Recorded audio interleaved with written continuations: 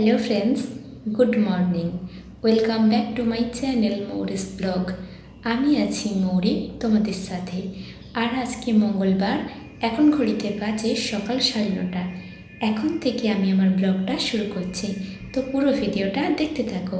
আজকে সকাল সকাল বাড়িঘর সব ঝাড় দেওয়া হয়ে গেছে, পরিষ্কার হয়ে গেছে। আর এখন আমি কি করব বলো তো, তোমাদের দাদা বাড়ি এসছে, ওর সমস্ত জামা কাপড়গুলো ধুয়ে কাচা হয়েছিল, কিন্তু ওগুলো আয়রন করা ছিল না।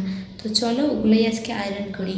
কত জামা কাপড় পরেছে, পুরো দেখলে মনে হবে যেন জামা কাপড়ের আমি স্তূপ নিয়ে বসেছি। দাঁড়াও তোমাদেরকেও একবার দেখাই। এই যে দেখতে পারো এত জামা কাপড়। তো চলো এগুলো এখানে আয়রন করে নে, তারপর তোমাদের সঙ্গে আবার দেখা হচ্ছে। এই যে এতক্ষণে আমার সমস্ত কিছু আয়রন করা কমপ্লিট হলো। এখানে শুধু আমার একটা জামা, আর সবই বড়বাবুর জামা। এই যে সমস্ত কিছু আয়রন করে রেখে দিলাম। অনেক দিন পর এখানে ভারী বৃষ্টি হলো। ওই যে দেখতে পারো রাস্তাতে জল ধরে গেছে, আর রাস্তাগুলো বেশ পরিষ্কার লাগছে। তো বন্ধুরা, এখন আমি রান্নাঘরে চলে এসেছি আজকে দুপুরের রান্নার জন্য।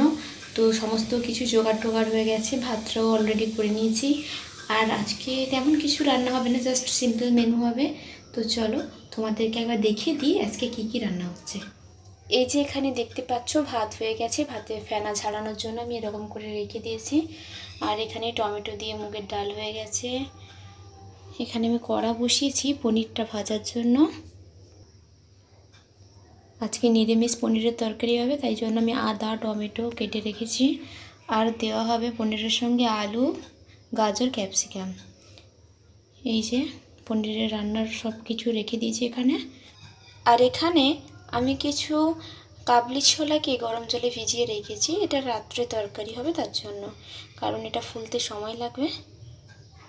তো চলো আমি রান্নাটা কমপ্লিট করি। রান্নাটা কমপ্লিট করার পরে একদম লাঞ্চের সময় তোমাদের সঙ্গে কথা হচ্ছে।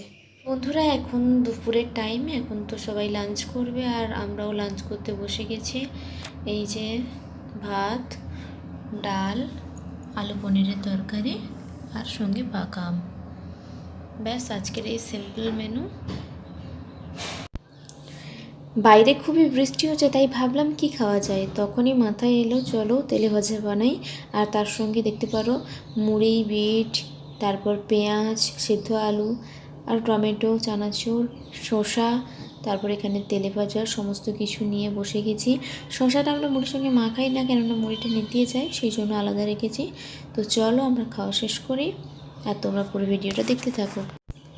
তো চলো বন্ধুরা, আমরা খাওয়া দাওয়া শেষ করি। আর এই ভিডিওটাকে আমি এই পর্যন্তই রাখছি। যদি ভিডিওটি আপনাদের ভালো লেগে থাকে তবে ছেড়ে যাওয়ার আগে অবশ্যই লাইক, কমেন্ট, শেয়ার এবং সাবস্ক্রাইব করে পাশে থাকা বেল নোটিফিকেশানটি অবশ্যই অল করে দেবেন। দেখা হচ্ছে পরবর্তী কোনো ভালো ভিডিওর সঙ্গে। ততক্ষণ পর্যন্ত ভালো থাকবেন।